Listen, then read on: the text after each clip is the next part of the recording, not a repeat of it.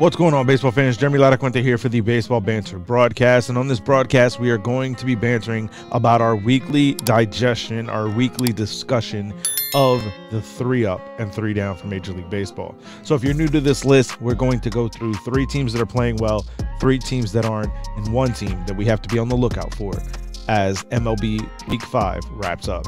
So we're going to get into it with the first up.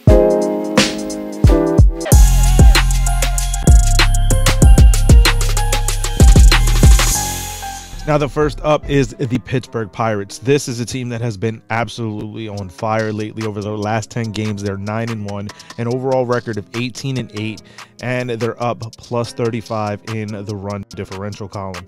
This is a team that has completely come into this season with basically no expectations. They were expected to be a rebuilding team at the bottom of the division, basically battling the Reds for the worst record in the National League Central Division. But that has not been the case thus far this season. Right now, at the time of this recording, Pittsburgh has a 1.5 game lead in the division. And like I said, they're up plus 35 in the run differential column. They just recently signed Brian Reynolds to an extension. So they're really laying the foundational pieces for this team in a very big way.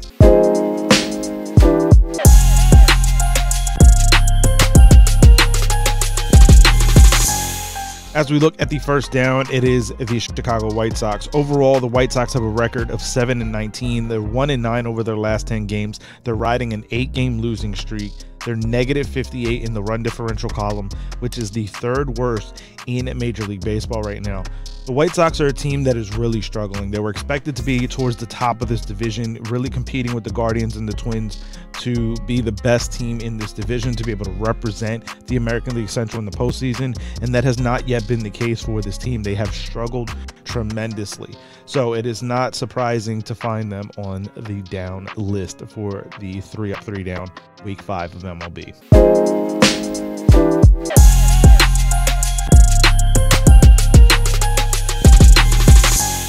As we look at the second up, it is the Baltimore Orioles with an overall record of 17-8. Baltimore is 9-1 over their last 10 games. They're up plus 24 in the run differential column, and they're not in an easy division to win.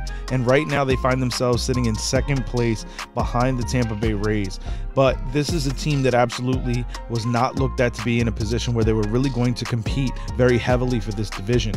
But I also think that the Baltimore Orioles were put into a position with the way that they played last year, heading into the final months of the season with their call-ups from Adley Rutschman, this year bringing in Gunnar Henderson.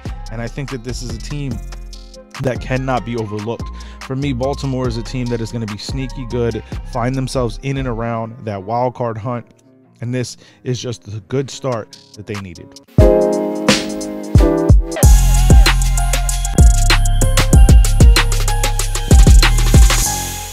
As we get into the second down, it is the Texas Rangers. I think that when you look at the Rangers, while they are tied for the division lead in the American League West with a 14-11 record, this is a team that is absolutely struggling right now. They are in the midst of a 4-game losing streak and have lost the ground that they once had in this division. Just a week ago, they were one of the ups in this very countdown, in this very list. They had a 3.5 game lead in the division.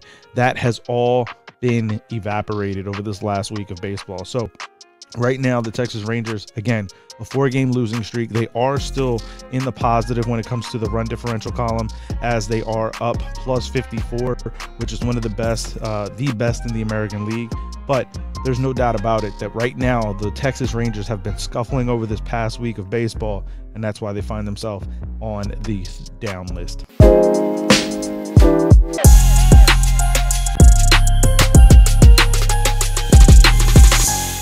Now, on the opposite side of them, on the up list, is the Houston Astros, the division rival of those Texas Rangers that has now completely broken out the lead that was once had by the Texas Rangers and are now in a tie at 14-11 for the American League West division lead.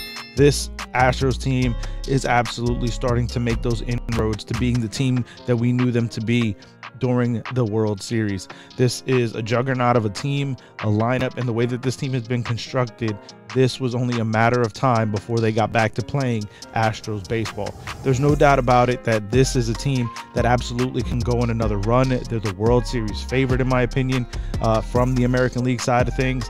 And when you look at what this last week of baseball has been for the Houston Astros after sweeping the Braves, going into this series now that they're in, this is going to be an opportunity for them to really show the world, hey, this World Series hangover thing is not going to affect us. We're going to be exactly the team that you expected us to be from Jump Street. That's why they're on the up list.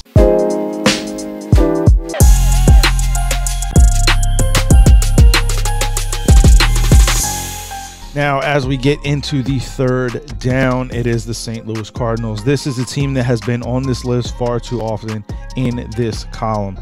There's no doubt about it that the Cardinals should be playing much better brand of baseball than what they are right now, in my opinion. And obviously this can be seen in any which type of way, but the loss of Yadier Molina to his retirement made such a monumental impact on the emotional center of this team. That to me is why this team is struggling the way that it is. And yes, there are leaders on that squad that can step up and likely will step up. I don't see the Cardinals playing in this bottom of the division barrel for the entire season. But I think that right now they're scuffling to figure out their identity and who they are in the post-Yadier Molina era. I think that there is going to be an opportunity for this team to right the ship and get back into a position of success and being able to play winning Cardinals baseball. But right now they have not been doing that. That's why they find themselves on the down list.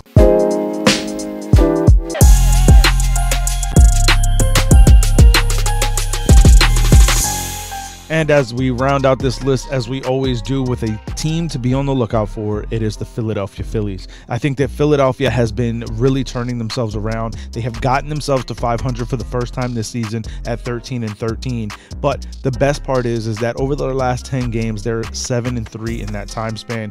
Bryce Harper is working to get himself back from Tommy John surgery with miraculous speed. This is an absolute juggernaut of a player and one of my favorites to watch play the game, because while there may be a lot of criticism about him as a player, there's no doubt in my mind, at least, that this is a player that plays with so much heart. And I think that even when he signed that enormous contract with Philadelphia, extending it to 13 years to be able to keep the AAV at 25 to not hurt the chances to be able to bring in other superstars like a Trey Turner makes such a team-first mindset. And even though it is a big contract, there is still that mindset, that ability to understand the situation and know that you still have to have other players around you. To me, this Philadelphia Phillies team is slowly getting back to that. As that I just spoke about with the Cardinals, with the loss of their emotional leader in Yadier Molina, I think that getting Bryce Harper back will put Philadelphia in a much more aggressive stance, a much more aggressive position to get themselves back towards the top of this division. That being said, again, 7-3 over their last 10 games. They're trending in the right direction, and I think that things are starting to come together for the Philadelphia Phillies. So definitely be on the lookout for them in Week 6 of MLB 2023. But I want to hear from you. Let me know your thoughts, your feelings, baseball fans. How would you rate and who would you select as your 3 up, 3 down for Week 5 this past week of the MLB season? Let me know that down in the comments or find me over on Twitter at @banter_baseball, and we can keep the conversation rolling. Find more from us on our other social media outlets on Instagram and TikTok, and you can do so by following us at Baseball Banter Broadcast. We have a corresponding article up on this very video on laracuenteledger.com, so make sure you check that out. We also have our podcast wherever you get your podcast from, the Baseball Banter Broadcast podcast, covering this exact list here. So make sure you check that out as well. And of course, if you want to show some support for the channel, you can head over to our merchandise shop, baseballbanterbroadcast.com, in which you can purchase some merchandise to help out the channel. And we have some promo codes that you can use to save on those purchases. So we definitely want to thank you for tuning in. If you're watching this on YouTube, make sure you hit that subscribe button down below, as it does help us tremendously as we continue to try to grow this baseball community here on the Baseball Banter Broadcast. If you're listening to us on your favorite podcast listening platform, I ask you to leave a 5-star rating and review, as it does help us tremendously increase up the rankings and allow us to be able to continue growing and reaching a wider audience on this baseball channel. So I want to thank you once again for tuning in, and I will catch you on the next broadcast when we banter about baseball. Peace.